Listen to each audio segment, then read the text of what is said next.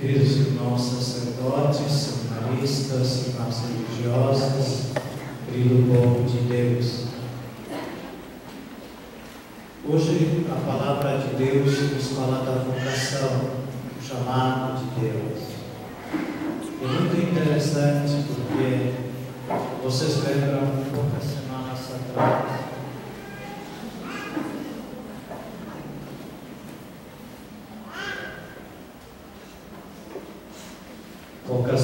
atrás, o padre celebrava a liturgia com a cor roxa em sinal de esperança, de reflexão, de penitência. Depois veio o tempo de alegria, os paramentos ficaram brancos. Agora passou o Natal e a igreja se reveste de novo de cor verde. O que representa o verde? Aquela mesma coisa que representa para as árvores, quando depois da seca brava começam a soltar as folhas verdes, brancas, símbolo da vida nova que se abre. Então hoje a igreja começa esta primavera na nossa vida, a primavera da fé. A vida desabrocha, regada pela graça de Deus e pela palavra, assim como as árvores e as plantas crescem e ficam verdes pela chuva que cai. E é muito bonito porque este tempo da primavera da nossa vida, na fé, começa com o tema da vocação, o chamado de Deus. Deus quer salvar a nós e Deus quer salvar todos os outros. Deus precisa de nós para nos salvar. Deus precisa de nós para levar a salvação aos outros.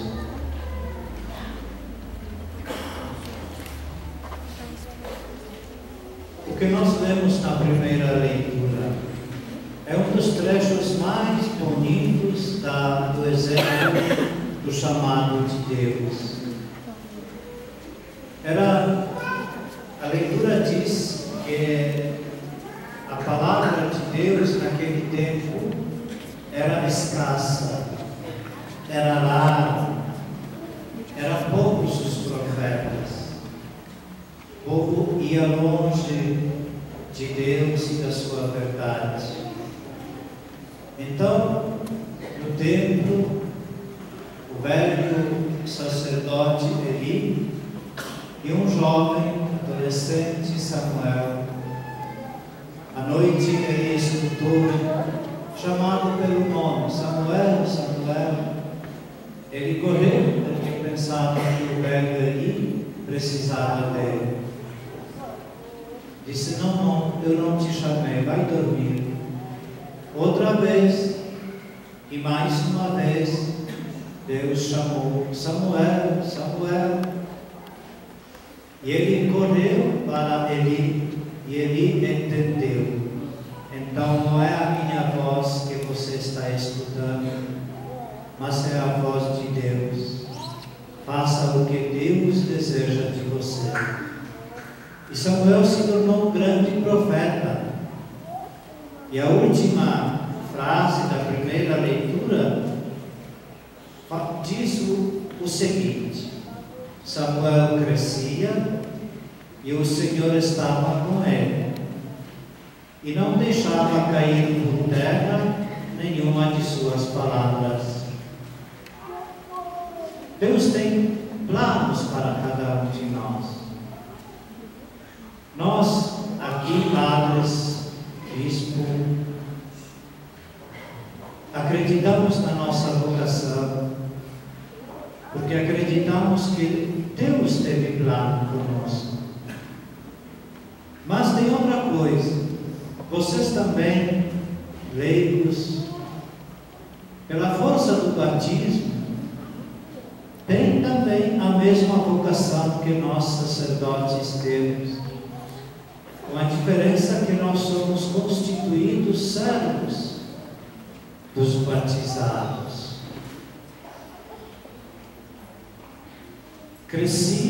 Samuel crescia e não deixava cair por terra nenhuma de suas palavras.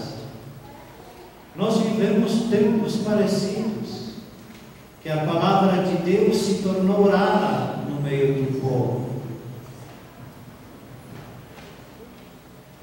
Quanta gente nem sabe da igreja, nem tem ideia para que serve o domingo.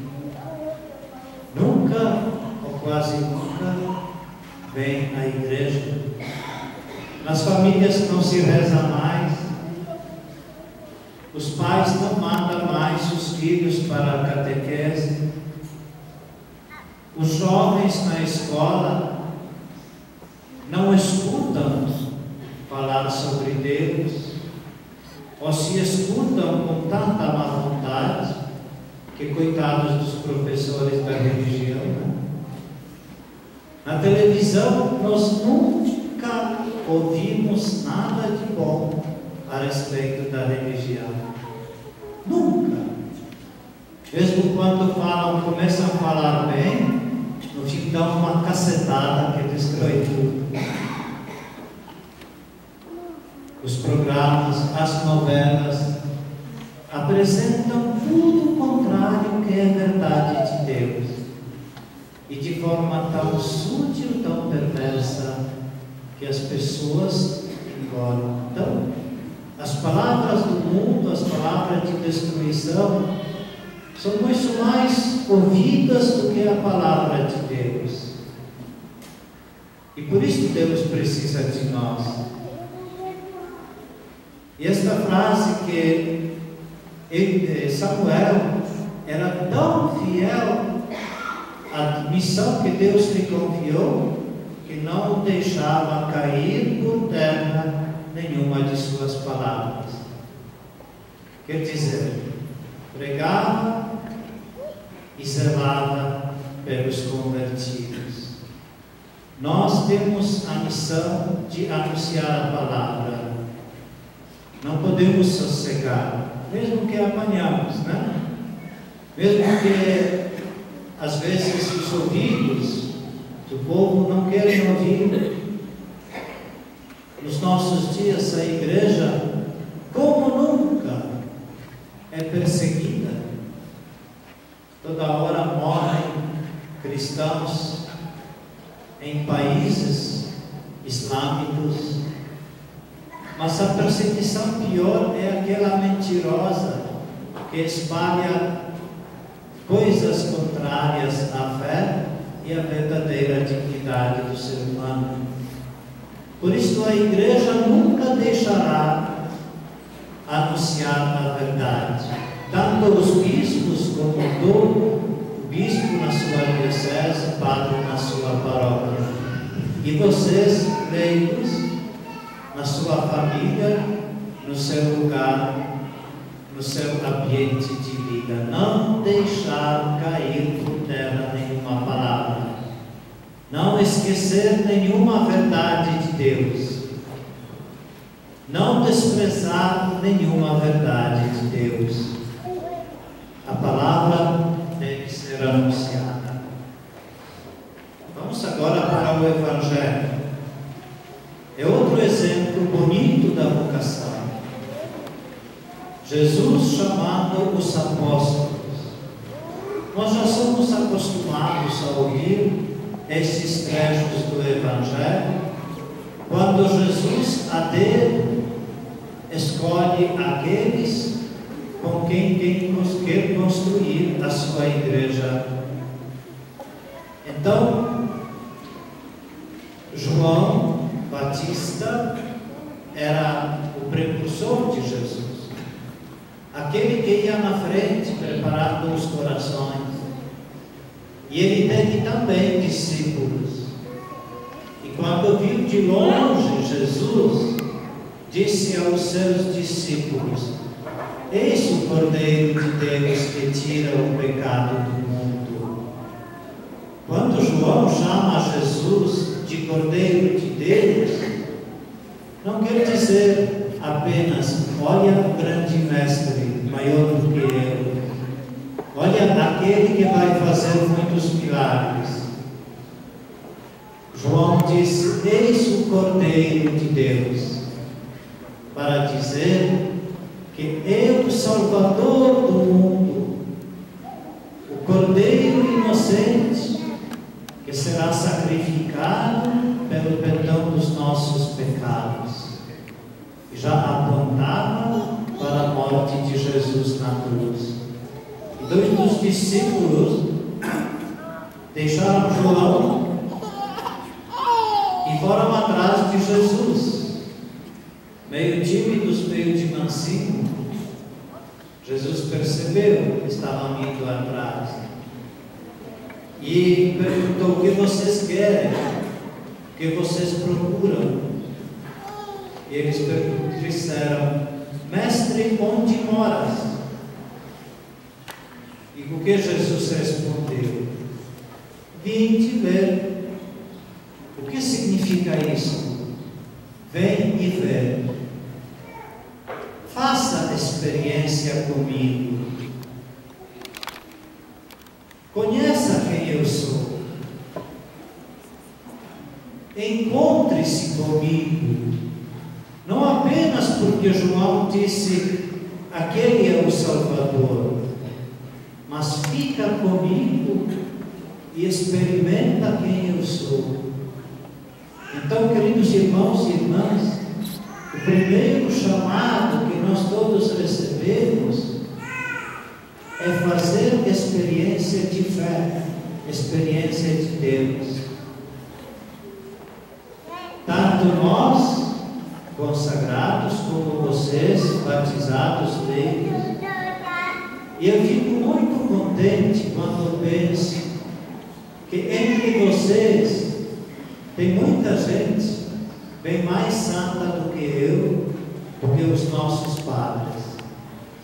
Não é falsa humildade, não, mas a alegria que tem gente que faz uma verdadeira caminhada da fé, vive a fé. Claro, a gente se esforça para viver a fé.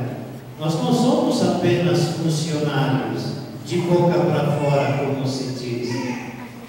Nós buscamos a santidade e para nós esta busca deve ser mais intensa. Mas eu fico contente vendo no meio do nosso povo as pessoas santas que vivem a sua fé, experiência de fé.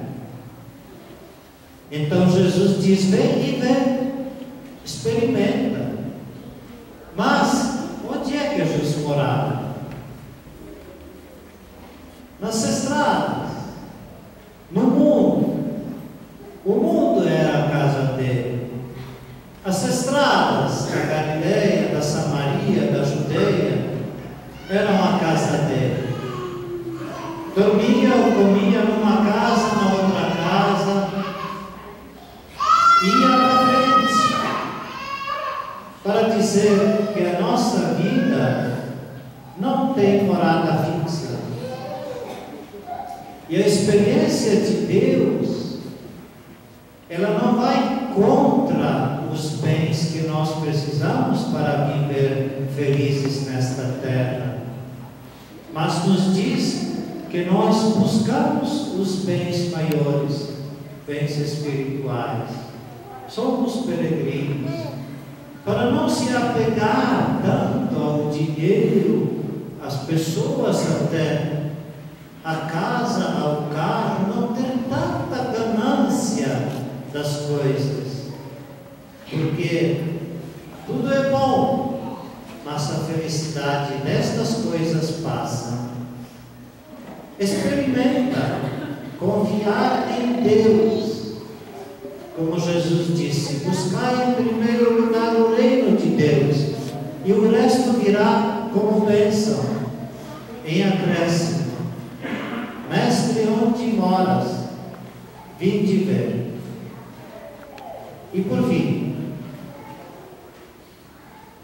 quem foram estes dois discípulos? Eram André e João. João, o discípulo preferido. André tinha um irmão. Quando conheceu Jesus, foi falar com seu irmão. Quem era o irmão do André? Era Simão, filho de João. André foi e falou: olha, Simão, nós encontramos o verdadeiro Messias. E trouxe Simão para fazer a experiência de Jesus também. Quando Jesus viu Simão, disse: Simão, filho de João, você não vai ser mais Simão, você vai ser chamado Pedro. O que nós podemos tirar disso? Pedro foi escolhido para ser o mais importante entre os apóstolos, o chefe dos apóstolos, o primeiro Papa. Mas nós não teríamos este primeiro Papa se o irmão dele não o chamasse. Pensem no que estou dizendo. Simão Pedro talvez não encontraria nunca Jesus, não se tornaria apóstolo, não se tornaria primeiro Papa, se não fosse o irmão dele, André, a chamá-lo para conhecer Jesus. Claro que Deus tem os seus planos e seus caminhos, mas eu penso como é importante ser missionário, como é importante dizer aos outros: olha, eu encontrei Deus, olha, eu encontrei a felicidade. Aonde você encontrou a felicidade? Em Deus, na igreja, na minha fé. Portanto, e Deus nos chama pelo nome, assim como chamou Samuel. E o que Samuel respondeu: eis-me aqui, Senhor, tu me chamaste, eis que estou pronto para fazer a tua vontade.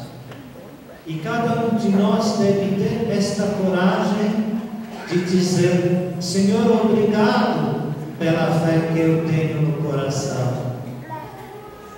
E quero fazer a tua vontade, quero seguir-te até o fim, mesmo nas dificuldades, falar para que a palavra de Deus não continue escassa no meio do povo e trazer os outros para fazer a experiência de Jesus, lá onde Jesus mora.